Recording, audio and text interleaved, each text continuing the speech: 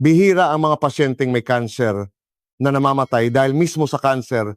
Karamihan sa mga namamatay sa ospital ngayon ay dahil sa ibang komplikasyon. Hindi lang nila ito inilalathala. Kaya naman napakahalaga ng maagang pagpapakonsulta. Ang pinakakaraniwang sintomas kapag natukoy ng maaga ay mas madaling pamahalaan. Halimbawa sa cancer, kung maliit pa ang bukol, mas madali itong operahan at kapag binigyan ng gamot, madali itong nakakapasok sa cancer kaya't mas epektibo ang paggamot. Ngunit kapag malaki na ang bukol, nahihirapan ng pumasok ang mga gamot hanggang sa gitna nito. Sa labas lang ito umepekto at sa gitna ng bukol ay hindi lang cancer ang naroon kundi may mga pamamaga, necrosis at iba pang komplikadong bagay na nagiging sanhi ng pagdami ng mga selula na lumalaban sa gamot. Mas epektibo ang gamot o ibang immunotherapy kung maliit pa ang cancer kaya napakahalaga ng maagang pagsusuri. Sa stage 1, karaniwang walang sintomas. Sa stage 2 at 3, lumalabas na ang mga sintomas. Nanghihina at madaling mapagod dahil ang mga lymph node ay konektado sa mga daluyan ng dugo at kapag nabarahan ang mga ito, naaapektuhan ang sirkulasyon. Kaya kahit kumain, hindi maayos ang pagsipsip ng sustansya, hindi matunawan ng maayos, at hindi rin maayos ang pag-iimbak sa atay. Kaya ang pinakakaraniwang sintomas ay simpleng pagkapagod. Kapag nakakaramdam ng pagkapagod ang mga taong lampas 40 anyos, ay dapat laging isipin ang posibilidad ng kanser. Ngunit dahil ang mga Pilipino ay sadyang masisipag magtrabaho at marami ring pinagdadaan ng stress sa isip, kapag nanghihina ang katawan o nababawasan ang timbang, madalas nilang iniisip na ito ay dahil lang sa sobrang trabaho o kulang sa tulog. Maraming tao ang may tendensiyang husgahan ang sarili pabor sa magagandang bagay kaysa sa masasamang bagay, kaya madalas ay huli na kung sila ay magpatingin. Kapag maagang natukoy, inirerekomenda ang operasyon dahil sa galing ng teknolohiya sa imaging, lahat ay nakakalkula na ng maaga at isinasagawa ang robotic surgery. Ang robotic surgery ay isinasagawa sa pamamagitan ng pagpasok ng mga instrumento na parang chopsticks. Bagamat ang mga makina at kagamitang ito ay unang nagsimula sa Amerika, sa katunayan ang mga doktor mula sa Amerika ay dito na sa Pilipinas nagte-training. Sa aking nakikita, kung ikukumpara sa mga Amerikanong surgeon, kapag ang mga Pilipinong surgeon ang nagsasagawa ng robotic surgery, ang operasyong inaabot ng 3 oras ay natatapos nila sa loob lang ng 1 oras. Ganon kabilis ang mga Pilipino. Dahil dito, mas kaunti ang side effects at mas maganda ang resulta ng paggamot. Pagdating sa operasyon, hindi may kakaila na sa buong mundo ang mga Pilipino ang may pinakamagaling na kasanayan sa kamay. Marami pa rin nagtatanong sa akin kung mas maganda bang magpagamot sa Amerika. Ang sagot ko ay wag na wag dahil wala ni isang dahilan para gawin musika iyon. Ang tinatawag na masamang cancer ay madalas na huling natutuklasan. Mga cancer na karaniwan sa mga Pilipino tulad ng sa gastrointestinal system, esophageal cancer, stomach cancer, sa atay pancreas, biliary duct, pati na rin sa bituka, tumbong at pantog. Ang mga cancer na ito ay nabubuo sa loob ng tiyan at lumalabas lamang ang sintomas kapag lumaki na ito at naiipit na ang mga katabing organo, lalo na ang mga daluyan ng dugo at nerbiyos. At dahil lumalabas lang ang sintomas, kapag malaki na ito at bumabara sa mga daanan, karamihan ay huli na ang diagnosis.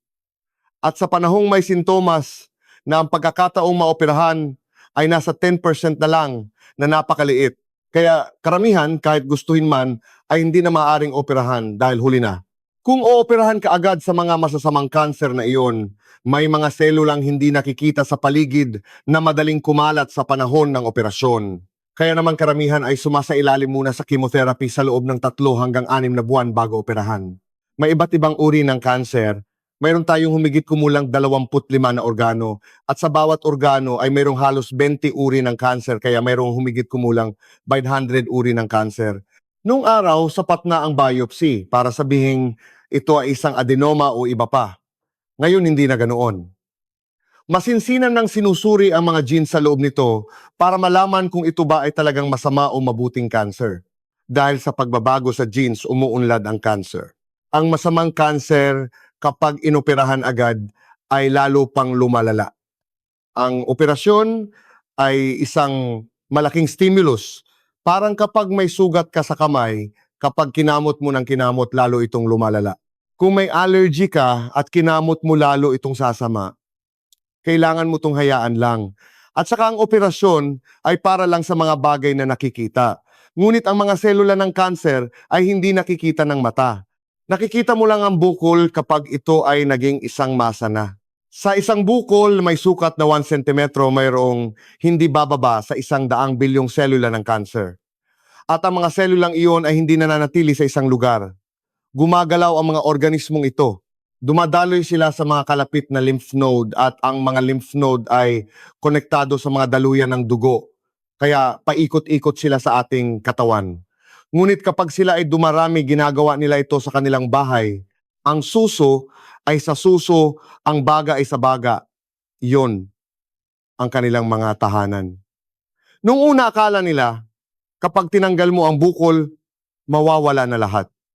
Ngunit nang tanggalin nila ito mabilis, itong kumalat sa buto, atay at utak, doon nila nalaman na may mga selulang paikot-ikot na nakakalimutan ang kanilang orihinal na tahanan at gumagawa ng pangalawang tahanan sa ibang lugar.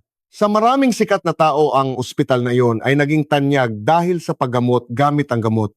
Ito ay dahil ang cancer ay isang systemic at genetic na sakit. Kaya naman ang paggamot, gamit ang gamot, ang siyang pangunahing lunas.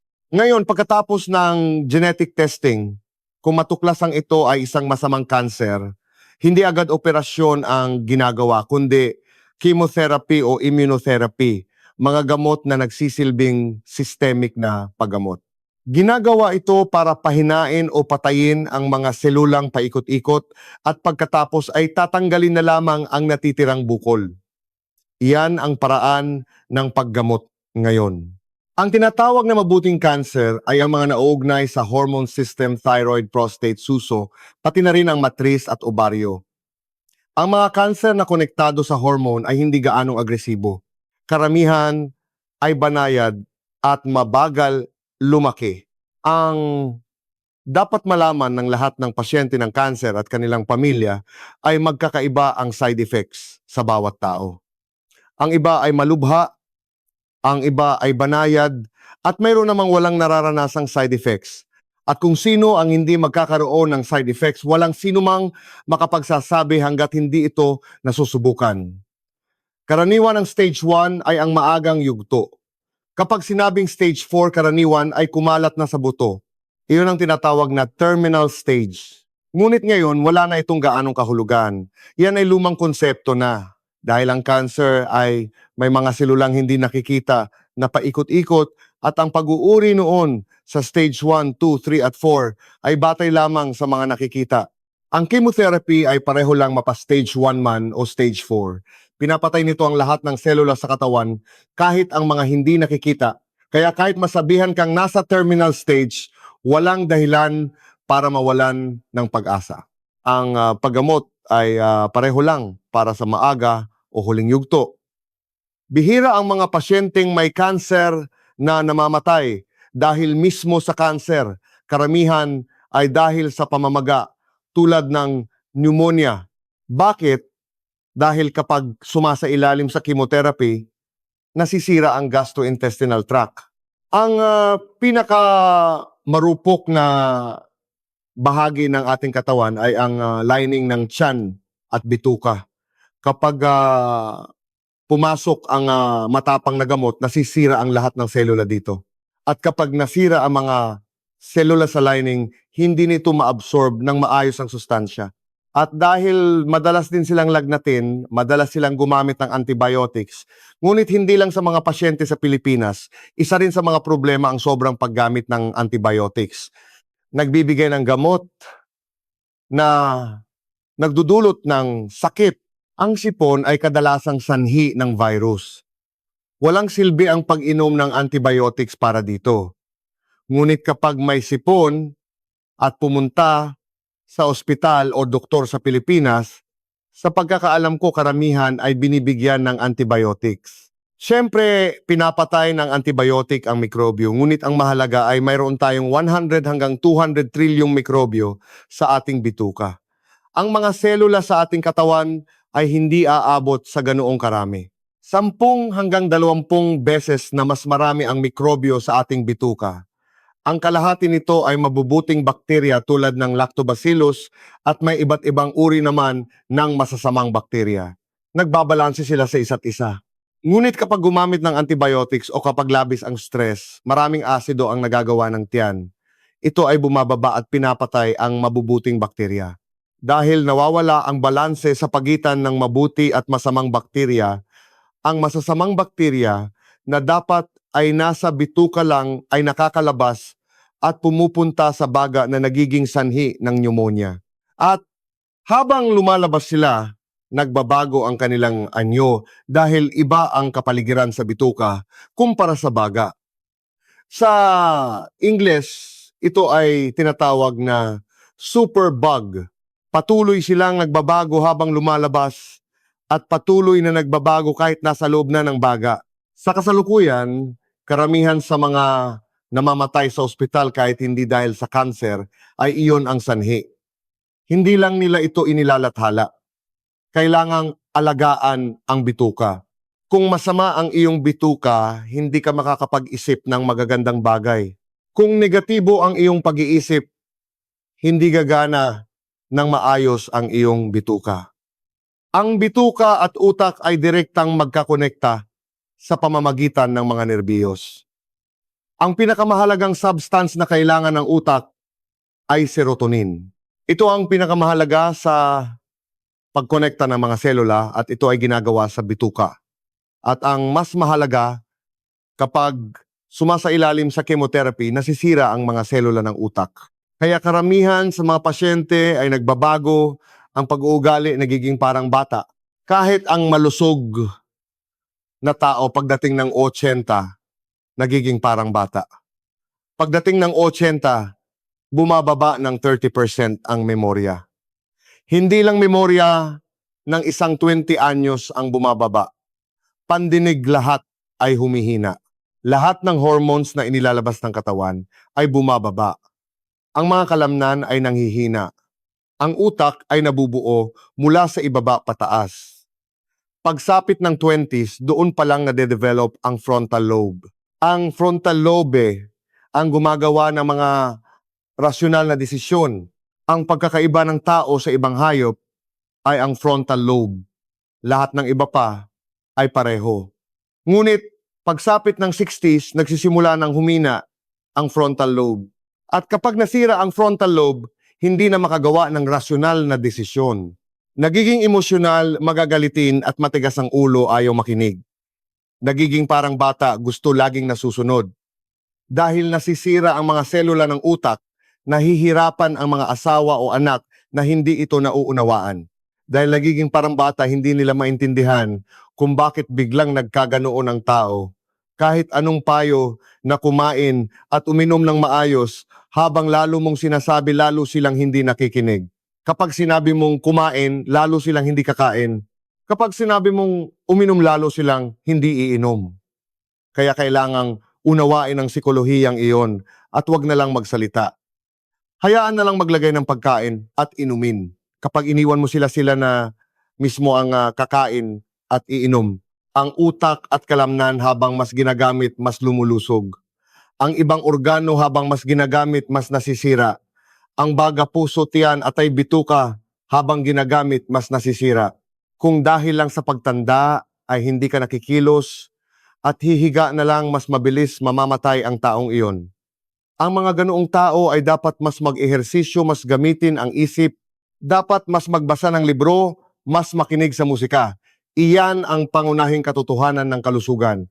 Ang pasyenteng Pilipino na may cancer pagkatapos ng unang yugto ng gamutan ay walang ibang ginagawa kundi mag-alala sa pagbalik ng sakit.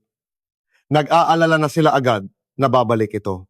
Sa Amerika, halos walang taong may cancer ang tumitigil sa pagtatrabaho. Habang nagpapagamot, patuloy pa rin silang nagtatrabaho. Karamihan sa mga Pilipino kapag nagka-cancer ay tumitigil sa pagtatrabaho. Kaya hindi gumagaling. Pagkatapos ng gamutan, hindi nila mapanatili ang kanilang lakas dahil nanghihina. Sabi nga noong unang panahon, ipagmalaki mo ang iyong sakit. Ang mga Amerikano kapag nagkasakit ay talagang ipinapaalam ito sa lahat na parang humihingi ng tulong lalo na sa mga kaibigan. Ang mga Pilipino naman salungat dito. Hinihiling nilang ilihim ito sa lahat. Huwag daw ipagsabi. Iyan ay isang malaking pagkakamali. Ang mga Amerikano agad-agad ipapaalam. Kapag may nagkasakit, magtitipon sila para magdasal. At dahil nahihirapan kumain, magluluto sila ng mga pagkain na gusto ng may sakit at dadalhin sa kanya. Kaya mapipilitan kang kumain dahil sa hiya at dahil kasama mo sila. Ngunit ang mga Pilipino ayaw makipagkita sa kahit sino. Kaya hindi kumakain, hindi nagsasalita, kaya kahit ang malalapit na kaibigan ay walang alam.